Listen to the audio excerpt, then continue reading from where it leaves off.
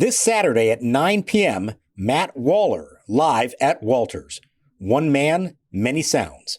Join Walters for an unforgettable night with Matt Waller as he brings his unique looping magic to life, layering live drum beats, bass lines, and guitar riffs to create full band soundscapes using just his acoustic guitar. From hip-hop and R&B to reggae, pop, country, and rock, Matt delivers jaw-dropping renditions of your favorite songs across every genre. Don't miss this. Bring your crew, grab your favorite drink, and vibe out with Walters.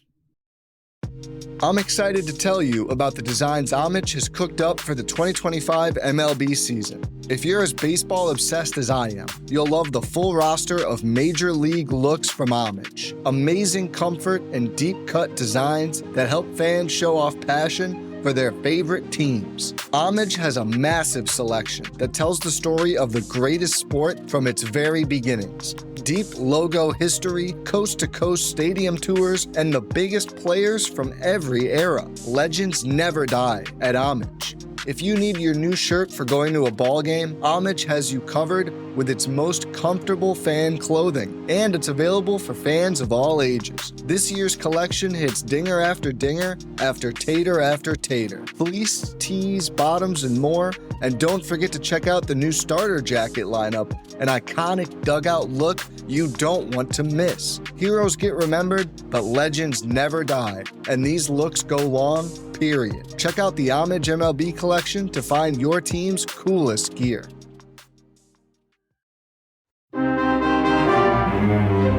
James Wood stands in against him. The set of the pitch. Swing a high drive. Deep left center field. Back goes the center fielder Pages to the wall. He looks up and it's gone. James Wood is homered. Almost to the same spot as last night. And the Nationals, 2 batters in, have a 2-0 lead over the Dodgers. A towering, patented Wood high fly. Here is James Wood. Swings and belts one. Deep right center field. How far will it go? Going, gone, goodbye. Bang, zoom goes James Wood again with his second 2-run home run in the first 4 innings of this game. With a bases loaded walk. He's driven in 5 runs tonight. They're on their feet here at Nationals Park for James Wood. He deserves a curtain call. It's the Nationals 8 and the Dodgers nothing. Unbelievable. And welcome to Nats Chat along with MASNsports.com Nationals insider Mark Zuckerman, who is at Nationals Park. I'm Al Galdi, host of the Al Galdi podcast. Few things in sports are as exciting as the emergence of a great player, and I do believe that we are seeing that with James Wood. A dominant performance in a big Nationals win on Tuesday evening, an 8-2 win over the Los Angeles Dodgers at Nationals Park in Game 2 of a 3-game series. The Nats now have won 4 consecutive games, and now in MLB's 2025 regular season are 5-6, including 4-1 on this 6-game homestand. The Nats are a win away from sweeping the reigning, defending World Series champion Dodgers. This installment of Nats Chat brought to us by Open Window Property Management, LLC. Open Window Property Management serves the entire DMV, and Open Window Property Management's parent company has been serving military families for 40 years. Give it Open Window Property Management a call today, 703-955-4017. Hit us up on X at Nats_chat. You can find us on Blue Sky at Nats Chat Podcast. You can email the show, natschatpodcast@gmail.com, including if you would like to sponsor the podcast. We'd love to have you on board. Contact the man who runs the pod, Tim Shovers. Again, that email address, natschatpodcast@gmail.com. Good things are happening with the Nats right now. James Wood on Tuesday evening as the Nats starting DH and number 2 batter, 3 for 4 with 2 home runs, an infield single, and a bases-loaded walk. The Nats on Tuesday evening went with a bullpen game and got outstanding results. Brad Lord, Colin Poche, Orlando Ribalta, and Jackson Rutledge, they combined to allow 2 runs in 9 innings with a whopping 15 strikeouts. Mark, this was a tremendous evening, a great evening at Nationals Park. You know, we talked about Monday night being one of the best games, best wins, most exciting wins they've had in a while. This was different. This was a thorough dismantling of the defending world champions. And as you said, this wasn't like they were putting necessarily their best foot forward out there from a pitching standpoint. It was a bullpen game, essentially. To do that and be as dominant as they were, to do offensively really what we've now seen them do for the last 4 days, and to keep that going. And then above all else, on a field where a lot of star power was center stage, who has stood out among everyone else so far 2 games into this series? He doesn't wear Dodger blue. He wears Nationals navy blue and red, and his name is James Wood. And we all in the D.C. area, we've seen enough of him now over the last, half a season plus to know what he is and what he can be. I hope that over the last 48 hours, the rest of the baseball community, and certainly a large part of that community, global community, watches Dodger games. They're starting to now appreciate what we've already known here. This kid is special. He is going to really start getting attention. This performance on Tuesday night is going to get some attention. We're taping this late night on Tuesday night. I would imagine Wednesday morning, James Wood will be all over MLB Network and will be all over MLB social media with what he did in this game and against this opponent. Now, look, the Dodgers aren't necessarily at their best right now. Lost 2 or 3 games at the Philadelphia Phillies over the weekend. Just put one of their best starting pitchers, Blake Snell, on the 15-day injured list. But whatever. They still are the Dodgers. They still are a really good team. And the Nats are humbling the Dodgers in this series. And the Nats are doing this despite one of their best players, C.J. Abrams, having not yet played in this series. Let's not lose sight of that. Abrams on Tuesday evening did not play for a second consecutive game due to a tight right thigh. So the Nats are without their number one shortstop. And yet the Nats, the boys, as Davey Martinez likes to say, they've been hitting. The Nats on Tuesday evening, 8 runs, 11 hits, 3 walks, 3 for 8 with runners in scoring position. The 11 hits were 2 home runs, a double, and 8 singles. And James Wood, monster performance. 2-run first, a first pitch opposite field, 2-run homer to left center field for a 2-0 Nats lead.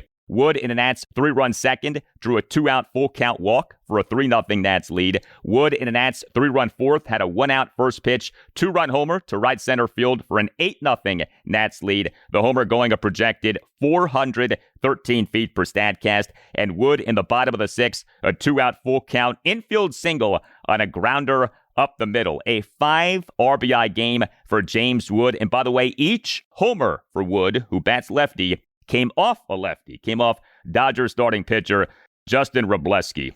What a performance by James Wood in this game. He was superb. And let's remember his final at-bat the previous night, a 2-run homer off another lefty, Anthony Bonda. So you have a 4 plate appearance stretch there over 2 games in which he goes homer, homer, bases loaded walk, homer. All of that coming off of lefties. Wow, that is big time, of course.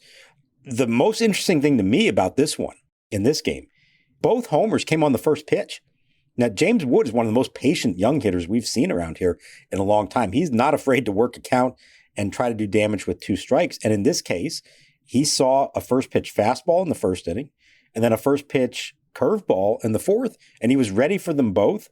And he drove the fastball the other way, a classic James Wood home run to left center field.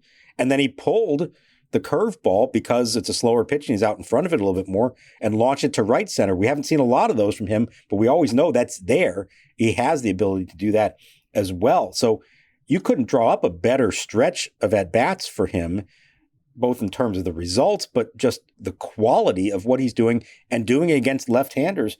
Let's remember, he's still 22 years old and he's doing this already. It's the kind of performance from a young hitter you just don't see that often. And maybe his season got off to a little bit of a slow start the first few days. He very much looks like the complete hitter that we thought all along he was going to be. And like I said, I really hope and I believe the rest of the baseball world is going to start taking notice here very soon. Well, and if you're a Nats fan and you have survived this rebuild, like we're all trying to survive this rebuild, when you get a performance like this, it is confirmation, it is affirmation, it is something that makes you believe that, this guy is going to be the franchise type player who he is supposed to be. It's a tricky deal. It's in some ways difficult deal with a guy like James Wood. the standard is not good. The standard is excellence. Like, he's not supposed to just be a good player. He's supposed to be an excellent player. And if he's not an excellent player, that will be disappointing. Like, it can't just be that he's kind of sort of good or pretty good. Like, no, the idea here is for him to be a franchise-type player. That is a lofty standard, to be sure, but he's got the potential to be that kind of guy. I'd say the same thing about Dylan Cruz. We'll see with Cruz, but with Wood, you get a performance like this, you see what he did last season, and you say to yourself, yeah, this guy is going to work out. And, it's funny, you mentioned Wood having gotten off to a sluggish start to this regular season. All of a sudden, James Wood is tied for number one among all qualified Nats in OPS for this regular season, 981. And the man who he's tied with is Keibert Ruiz. Another good game for him. Keibert Ruiz as an Nats starting catcher and number 3 batter, 2 for 4 with a 2-run single and another single. Ruiz in the Nats 3-run second, 2 out, bases loaded, 2-run single to left center field for a 5-0 Nats lead. Ruiz in the bottom of the 6th, a 2-out first pitch single to center field. And I mentioned Dylan Cruz. He's starting to heat up. Cruz in this game as an Nats starting right fielder and number 8 batter, 2 for 4 with 2 singles, and he had a stolen base. So Cruz in the Nats 3-run second, a 2-out single up the middle on an 0-2 pitch to ignite what ended up being a 2-out, 3-run Nats rally. And then Cruz in the Nats 3-run fourth, leadoff opposite field single to right center field on a 1-2 pitch, and he had to steal a second base. So James Wood gets the headline clearly. But Keibert Ruiz, another good game, and looky, Dylan Cruz starting to warm up. Yeah, Ruiz now has a hit in 9 out of his 10 games that he's played. He's got 9 RBI in those 10 games, really doing everything you could ask of him. And I did get a kick out of this. They've got the big lead late, and in the 8th inning, Davey Martinez pulls him and puts in Riley Adams. You know what that says to me? Keibert Ruiz is going to be in the lineup again on Wednesday as they go for the sweep. It'll be 10 out of 11 games to start the year that he will have started and been in the lineup. And they have an off day Thursday, so I think it all lines up for them to do that. We'll see how long they can continue at this pace. But when he's playing as well as he is and he says he feels good physically, you ride the hot hand. He has absolutely been that for them through the first 2 weeks of the season. And really encouraging to see Dylan Cruz starting to come together here. You had obviously that stretch of the awful at-bats where he was striking out all the time. Then you started to see loud contact, even though it was turning into outs, but you felt like that was a sign. And sure enough, since then, now the hits are falling. Still got a ways to go. He's still not really hitting for any kind of power, but that's fine. He's on the right track, I think in a better place mentally, and just having some results, some positive results has to mean a lot to him. So I've really liked what I've seen from him the last 4 or 5 days. Also on Tuesday evening, the return of Jacob Young to the Nats starting lineup. He was the Nats starting center fielder and number 9 batter, and he had a good game, 2 for 3 with a couple of singles and a walk. Jacob Young had been really struggling. The Nats, for multiple games, had him not start to work on his swing and to get his mind right.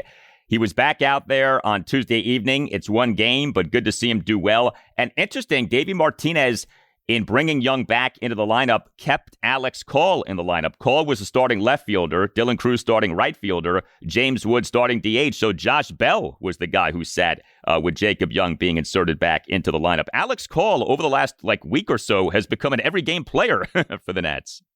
And as long as he keeps doing what he's doing, it's hard to take him out of the lineup. And he had another good one, a single, a walk, a sacrifice fly. He's everywhere. And he's forcing the issue and saying, hey, you got to find a place for me in this lineup. So I think Davey did a nice job here of keeping the hot bat in there, not benching Wood, letting him spend a day to get off his feet a little bit in DH, and then giving Josh Bell a day off, which is not the worst thing in the world. He hadn't had one yet. We know he struggled somewhat. So that was fine. I'd like to see them do more of this kind of thing. Think of it not just as 9 everyday players, but use the DH to give a guy a pseudo day off and get somebody like Alex Call or Ahmed Rosario or Jose Tena or even Riley Adams into the game and keep them kind of going and not just wasting away on the bench. So I like the way that all worked out. Now, James Wood said he's never really DH'd before and he doesn't like it. It's just very hard for him. What am I supposed to do all the rest of the time that I'm not batting? And somebody asked him, well, what did you do? How did you keep yourself occupied? He says, not much, a lot of sunflower seeds. That was about it for him on a very cold night. But clearly it didn't affect his performance at the plate because that was as good of an offensive performance as you're ever going to see. Yeah, ask Shohei Ohtani about how it can be as a DH. you can do quite fine. You can make a mighty fine living doing big work as a designated hitter. It's funny, right? Ohtani is the Dodgers' leadoff batter and designated hitter. James Wood on Tuesday evening was the Nats' number 2 batter and designated hitter. And in that battle of DHs, the battle was clearly won by James Wood. Ohtani went 1 for 5 with a couple of strikeouts. This episode is brought to you by Open Window Property Management, LLC. The parent company has been serving military families for 40 years now, and Open Window brings that experience to you, serving the whole DMV. Open Window prides themselves on communication, so when a homeowner calls, they get a designated property manager, not an AI bot.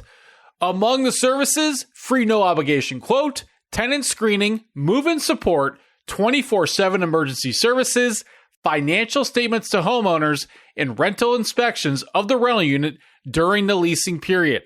Licensed realtors receive a referral fee. Homeowners get half off the next monthly management fee for referral. Here's the number, 703-955-4017. Again, that's 703-955-4017. Take me out to the ball game. What are you doing? Did you know DirecTV has the most MLB games? So, you're singing. Yeah, they put your favorite teams front and center right when you turn it on. Buy me some cold cuts and flapjacks. Those aren't even the words. I'm allergic to peanuts. Stream DirecTV, home of the most MLB games. Visit DirecTV.com. Claim based on total games offered on national and regional sports networks. RSNs available with choice package or higher. Availability of RSNs varies by zip code and package. Imagine what's possible in your business career when learning doesn't get in the way of life. At Capella University, our game-changing FlexPath learning format is available in select business programs and lets you learn at a time and pace that works for you. That means you don't have to put your life on hold while earning your business degree. Instead, enjoy learning your way and earn your degree without missing a beat. A different future is closer than you think with Capella University. Learn more at capella.edu.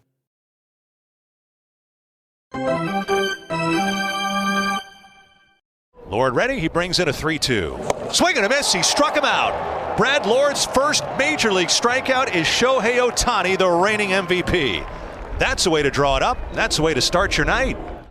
If not for the work of James Wood, what the Nats pitching staff did in this game would be the number one topic. So the Nats starting pitcher in this 8-2 win over the Dodgers on Tuesday evening was Brad Lord, as the Nats went with a bullpen game. Lord is a reliever. The belief is that he long-term can be a starting pitcher. The Brad Lord story, you're likely familiar with it by now. In case you're not, the Nats took him in the 18th round of the 2022 MLB draft out of the University of South Florida. He this past offseason worked at Home Depot. He was a terrific story in making the Nats regular season opening roster. And adding to that story is what Lord did on Tuesday evening. 3 scoreless innings with 4 strikeouts, including 2 swinging strikeouts of the aforementioned Shohei Ohtani. Lord gave up just 2 hits, both of which were singles. He issued 2 walks. He threw 55 pitches, 33 strikes, 22 balls. And then 3 Nats relievers combined to allow 2 runs in 6 innings with 11 strikeouts. Colin Poche in the top of the 4th faced 3 batters and generated 3 strikeouts. Orlando Ribalta allowed 1 run in 3 innings with 3 strikeouts. He in the top of the 5th gave up a leadoff homer by Andy Pages to left center field on a 1-2 pitch to cut the Nats lead to 8-1. And Jackson Rutledge, he allowed 1 run in 2 innings, but with 5 strikeouts. He in the top of the 8th gave up a 2-out solo homer by Kike Hernandez to left field to cut the Nats lead to 8-2. But you take a step back. The Nats pitching against the mighty Dodgers on Tuesday evening. Brad Lord, Colin Poche, Orlando Ribalta, and Jackson Rutledge. They combined to allow 2 runs in 9 innings with a staggering 15 strikeouts. You think about that kind of work from those kind of guys against this opponent. A remarkable outing for Nats pitching in this game. Yeah, but Al, you didn't point out that the streak still continued. The bullpen gave up runs for the 11th straight game. I think you'll allow it in this case since they were asked to cover 9 innings and 2 runs allowed in 9 innings. I think we're okay with that, right? We are, and I was waiting for you to note the streak because the work was so good in this game, I didn't want to bring up the streak. So thank you for doing that. You got it. I wasn't going to let that one slide. This was phenomenal work by all of them across the board. Let's start with Brad Lord. We talked about how they were transitioning him into this, and he had the 3 relief outings, and now he hasn't really been stretched out as a starter. I think in a weird way, though, those 3 outings probably made this easier on him. This was not his major league debut. He's already gotten his feet wet. And the first one was pretty ugly, but came back from that with a couple of solid relief appearances. And now he takes the mound for this game, and it's a familiar setting for him. It's not the first time he's been on the mound in a big league ballpark. And, Shohei Ohtani's the first batter he's going to face. But again, it's not the first major league batter that he's faced. And what did he do? He went out and threw strikes and struck out Ohtani the first time and then struck him out again the second time, got through his 3+ innings, 55 pitches, and then paves the way for everyone else. This was Poche's best game so far, 3 batters, 3 strikeouts, and turns out he was also sick with dealing with some kind of virus. Poche was sick, and he went out there and gave us 3 big outs for us, so a good day for our relievers. And then Ribalta churning out 3 quality innings, and then Rutledge finishing it off. The running joke in the press box was, are we going to see Kyle Finnegan warm up at any point? No, thankfully, he never even had to get up out of his seat in the bullpen and even consider having to stretch or anything like that. That was such a nice, refreshing thing. Not just him, but that Ferrer and Lopez could have the night off as well. This was scripted and went as well as you could have asked from a pitching staff standpoint. My only complaint, this has nothing to do with their performance, it has to do with official scoring. I know we don't care about pitcher wins here, but I want to make this point because this is one of the rules that really bothers me about awarding pitcher wins. If the starter doesn't go 5 innings, he's ineligible to receive the win. And now it's up to the official score to determine who was the most effective reliever in this game. Well, the official score decided that Colin Poche, as I said, 1 perfect inning, 3 strikeouts, that's great. He's the only guy who only threw 1 inning. If you look at the 4 pitchers in this game, who was their most effective one? I think it's Brad Lord, and he's ineligible to get the win because he didn't go 5 innings. To me, that's one of the dumbest rules. If it's going to be subjective anyways, pick the guy who was the most effective. To me, that's Brad Lord. Okay, we don't have to talk about pitcher wins anymore. I want to get that one off my chest, though. No, you're not wrong. I agree with you on that. But it is just another reason why pitcher wins is maybe the worst stat in all of sports. Like, it's such a worthless stat, and you just highlighted why. But man, Lord, Poche, Ribalta, Rutledge. I mean, we're not talking about Max Scherzer, Steven Strasburg, Jordan Zimmerman, and Gio Gonzalez here. Like, that foursome doing this kind of work against this kind of team. Just can't say enough good things about it. And it's been such a wild ride when it comes to starting pitching depth in general for the Nats in recent weeks. You go into the season thinking, okay, they're actually situated in a pretty good way, and then DJ Hurz goes down, and Shinosuke Ogasawara isn't where you would want him to be. And, Cade Cavalli is not close to being ready. Michael Soroka gets injured, and all of a sudden, the Nats, in their first opportunity to use someone not in the regular season opening rotation, have to go to Brad Lord. And yet it works out so beautifully with what happened here. Now, Soroka's going to miss more than 1 start. Do you think this is what we see the next time around in the rotation? Another attempt at a bullpen game? Or do you think this is a one-and-done scenario? No, I think it's the same thing, but the key difference is hopefully Lord can be extended a little further. They're going to stretch him out now at the big league level. So he went 55 in this game. Maybe he's good for 70 or even 75 if everything goes well.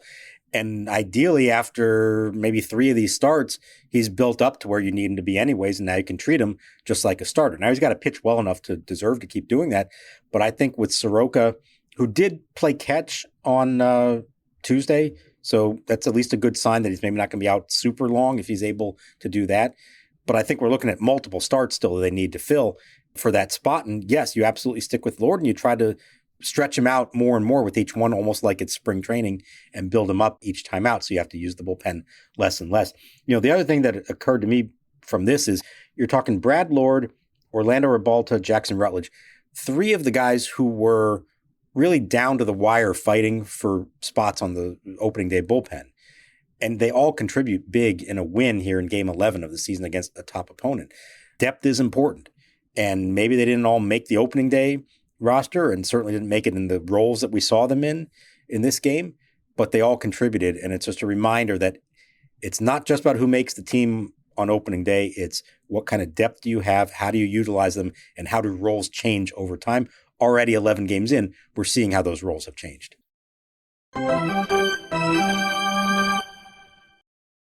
Hey, it's Al Galdi for Window Nation, which is offering another tremendous deal to listeners of the Nats Chat podcast. 4 free windows for every 4 windows that you buy, and you pay nothing until 2027. This offer is good through April 30th, so hurry. Schedule your free estimate at 866-90Nation or windownation.com and tell Window Nation that you want the deal that you heard about from Al Galdi on the Nats Chat podcast. There's no limit to how much you can save, and if you buy a house full of windows, Window Nation will include a free entry door.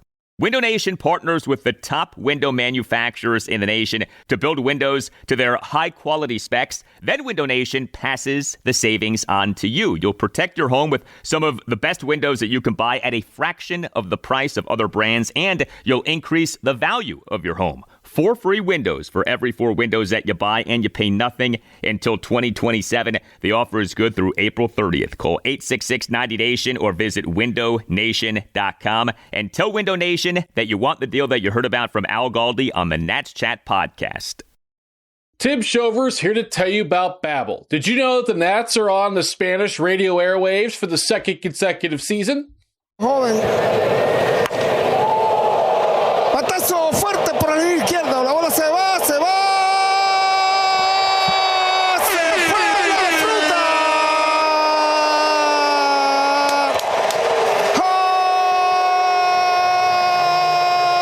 Home run, Andrés Chaparro. Su primero de la temporada. If you want to know what Luciano and Gustavo are saying on the broadcast on calls such as this one, then check out Babbel. And here's their special offer for Nats Chat listeners. 60% off subscriptions at babbel.com/natschat. Get up to 60% off at babbel.com/natschat. That's spelled BABBEL.com/natschat. Babbel.com/natschat. Rules and restrictions may apply.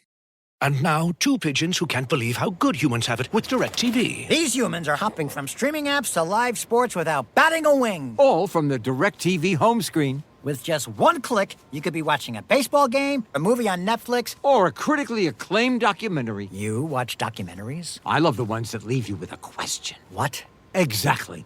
DirecTV, a better way to watch whatever you want to watch. Visit DirecTV.com. Internet-connected Gemini device, separate Netflix membership, and additional paid subscriptions required for third-party apps.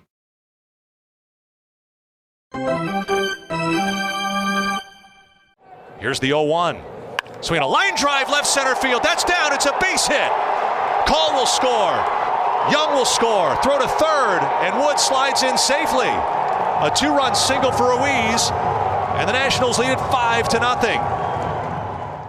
You look at the Nats, 1-6, now 5-6, a chance for a 3-game sweep of the Dodgers. Game 3, Wednesday afternoon, 4:05. Jake Irvin will be the Nats starting pitcher. And not to get too ahead of ourselves, but after this homestand, on which the Nats now are 4-1, comes, yes, a 10-game road trip, but a 10-game road trip that, at least on paper, would appear to be rather manageable, right? 3 games at the Miami Marlins, 4 games at the Pittsburgh Pirates, 3 games at the Colorado Rockies. So come the end of that 10-game road trip, you could be looking at the Nats having a winning record. You could be looking at the Nats being in quite the encouraging place. We'll see here, but, it just is such a stark contrast to what we had at 1-6. I mean, we're talking about 1-6, slow start. Geez, how bad is this? What's the mood of the clubhouse? We had that conversation a few episodes back on the podcast. Here we are now, 4-game winning streak, chance to sweep the mighty Dodgers. And then, like I said, what appears on paper, we're not assuming anything, but what appears on paper to be a very manageable 10-game road trip. We talked just a few days ago about the idea of they just got to hold their own for these first 2 weeks, given the opposition they were facing, and then maybe hopefully makes up some hay against the lesser competition. Well, they're not just holding their own this week. They're thriving against 2 really good opponents in the Diamondbacks and Dodgers. You've already clinched back-to-back series. You have a shot at the sweep now, a shot at a 5-game winning streak. I don't think any of us saw that coming, a week ago. Even if they lose on Wednesday, they're going to be 5-7 in this opening stretch. I would absolutely have taken that at the outset. Maybe not the path they got there would have been what you wanted, but if they do get there, or even if they somehow go 6-6, to me, that's a tremendous start to their season and now allows them to not be playing catch up all along and to feel like you're out of it right away. They can kind of be in the mix. And if they have a good road trip, you're maybe talking about a winning record. Now, hey, it's off to the races and the expectations start to go up a little bit. So long way to go to get there. But what they've done over the last 4 days really does put them in a much better position than it looked like they were going to be just a few days ago. This installment of the Nats Chat podcast brought to us by Open Window Property Management, LLC. Open Window Property Management serves the entire DMV, and Open Window Property Management's parent company has been serving military families for 40 years. Give Open Window Property Management a call today, 703-955-4017. Good things are happening for the Nats. If you would like to send a shout out to someone who you care about, a get well soon wish, a birthday wish, a congratulations, whatever, contact the mastermind of this podcast, Tim Shovers. That email address, natschatpodcast@gmail.com. Also, we have a website that we invite you to check out, natschatpodcast.com, at which you can purchase a Nats Chat Podcast t-shirt, and we appreciate the support very much. All Nationals radio highlights on Nats Chat are courtesy of 106.7 The Fan. For Mark Zuckerman, I'm Al Galdi. We thank you for listening, and we'll talk to you next time on the Nats Chat Podcast. Ready for a 2-2 to Giambi. Dotel brings it. Swing and a miss. Struck him out. Digging out of the dirt, Osmussen tags him. He struck out 4 in the inning. Strikes out the side with 4 punch-outs, this time on the slider in the dirt.